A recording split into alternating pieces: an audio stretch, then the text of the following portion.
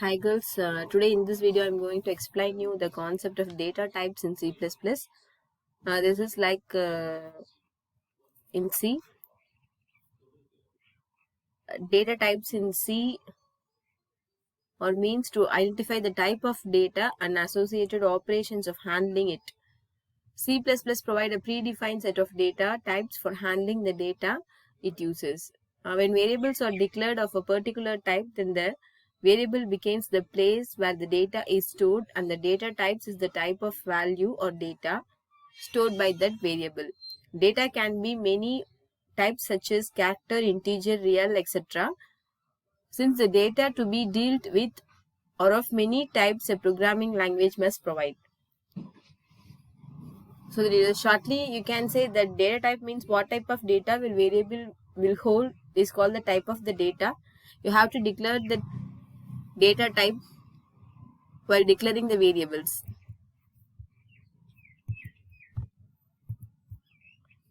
Data types in C++ can be classified into these types. The first three types are user-defined type, built-in type, and derived type. In user-defined type, structure, union, class, and enumerations are the data types. In built-in types, the integer and character are present in the integral type, and then void, and then floating point. The built-in type is divided into three types: integral, void, floating point.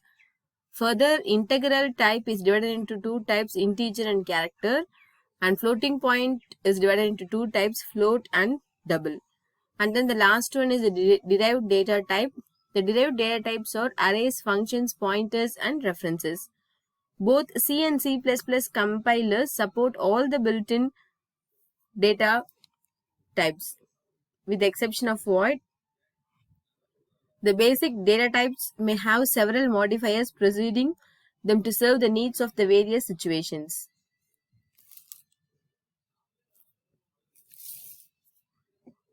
Here the ANSI C++ committee has added two more data types, bool and wcat.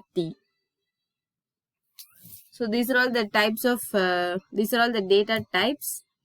First, I'm going to explain this in detail about the user-defined data types. The user-defined data types. User-defined data types are those which are first declared and defined by the user before use. The user-defined data types are structure, union, class, and enumeration. The structure here, structure and classes are examples of structure, classes, union, and enumerations are the user-defined data types. You have used user-defined data types such as struct and union in C also. While these data types are legal in C++, some more features have been added to make them suitable for object-oriented programming C++. C++ also permits us to define another user-defined data type known as a class, which can be used, just like any other basic data type, to declare variables.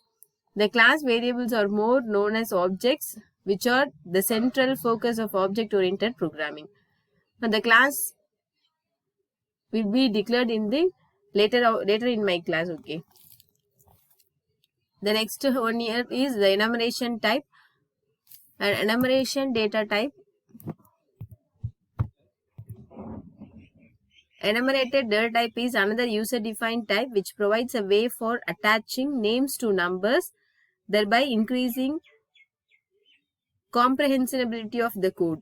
The enum keyword automatically enumerates a list of words by assigning them values 0, 1, 2, and so on. This facility provides an alternate means for creating symbolic constants.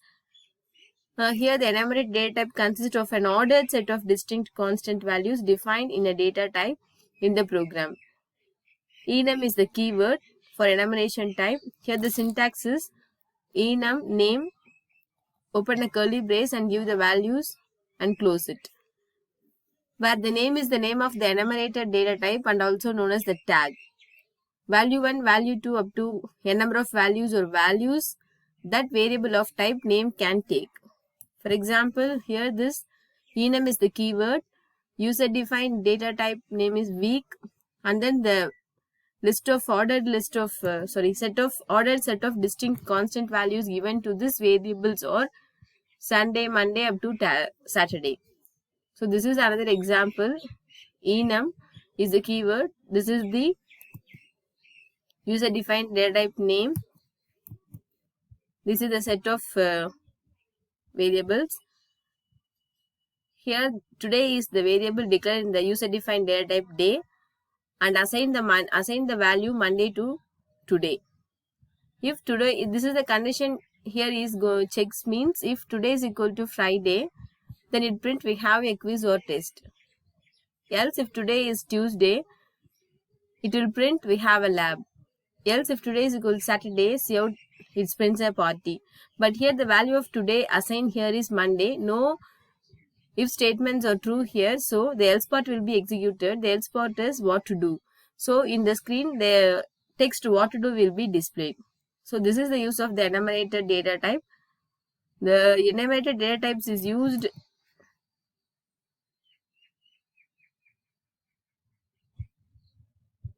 the enumerated data type automatically enumerates a list of words by assigning them values 0, 1, 2, etc.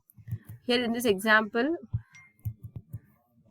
for Sunday it assigns the value 0, for Monday it assigns the value 1, up to here 0, 1, 2, 3, 4, 5, 6. The values are automatically assigned in this enumerated data type. The next one is the derived data type.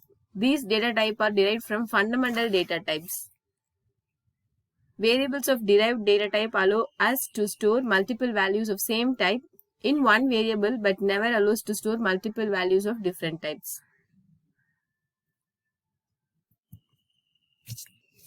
There are 5 types of derived data types in C++: arrays, functions, pointers, references, and constant. Arrays. The application of arrays in C++ is similar to that in C. The only exception in the way is the way character arrays are initialized. When initializing a character array in ANSI C, the compiler will allow us to declare the array size as the exact length of the string constant. So here the application of arrays in C++ is similar to that of C. The compiler will allow us to declare the size as the exact length of the string constant. For instance, character string of 3 equal to XYZ is valid in C. It assumes that the programmer intends to leave out the null character in the definition.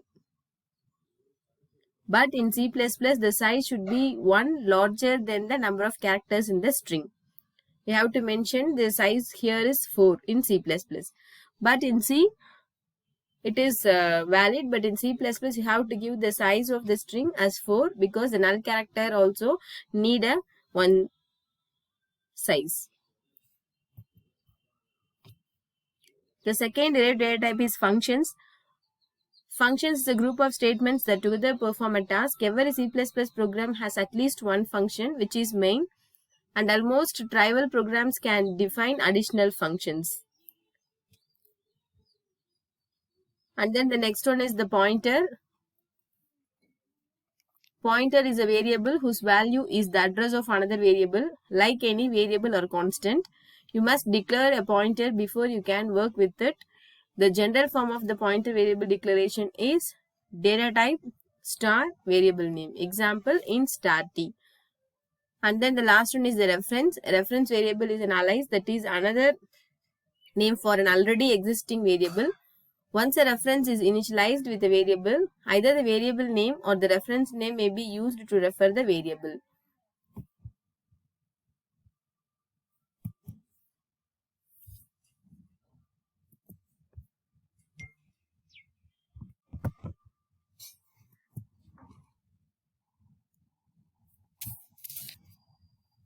Next, the symbolic constant, a declaration statement with the modifier const. A symbolic constant allocates memory for an object that cannot be modified during execution of the program. Any attempt to modify a constant will be flagged as a syntax error by the compiler. There are two ways of creating symbolic constants in C++. First one is using the qualifier const, and second one is defining a set of integer constants using enum keyword. This is the example of using const keyword. Const is a keyword, integer is the data type, this is the variable name maxmark, the value 100 is assigned to the variable maxmark. So symbolic constants is a constant identifier. Once a value is assigned to a symbolic constant, it can't be changed during the program execution. So I already said symbolic constants can be declared in two ways. The first one is using the const keyword. Second one is using the define directive. This is the first example, const int max mar is equal to 100. The second one is using hash define.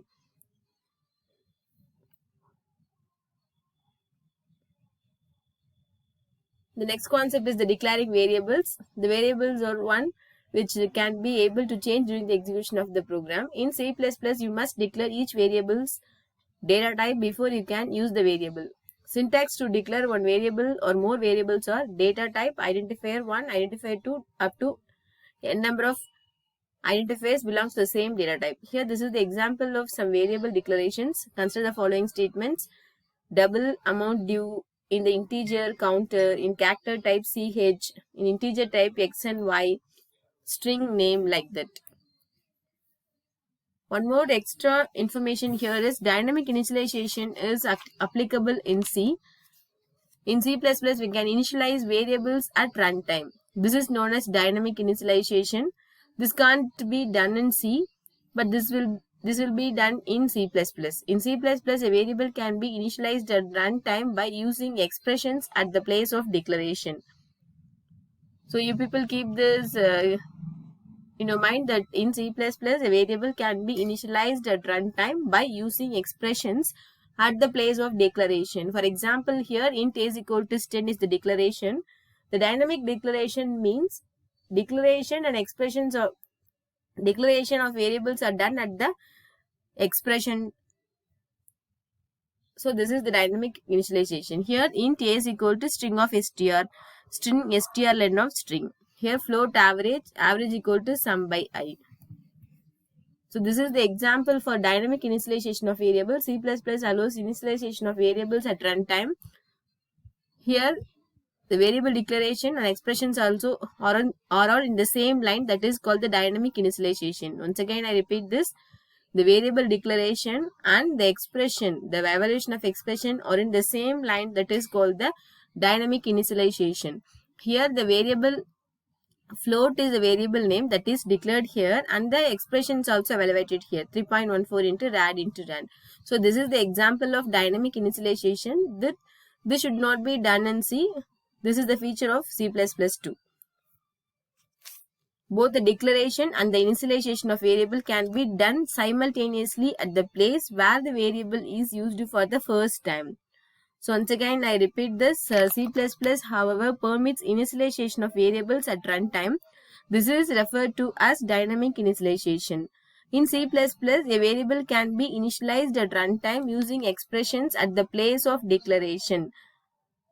Both the declaration and the initialization of a variable can be done simultaneously at the place where the variable is used for the first time. Once again, for the first time, here this is the example, area is the variable that is used in the first time. Here the declaration also done and also the expressions also evaluated. And then the last one in the data type is C++ references. A reference variable is an alias, that is another name for an already existing variable. Once a reference is initialized with the variable, either the variable name or the reference name may be used to refer the variable. C++ introduced a new kind of variable known as reference variable. A reference variable provides an alias, that means alternative name for a previously defined variable. For example, if we make the variable sum a reference to the variable total, the sum and the total can be used interchangeably. The both variables are used interchangeably to represent that variable. A reference variable is created like this. For example, here int I is equal to 17. You can declare a reference variable for the variable I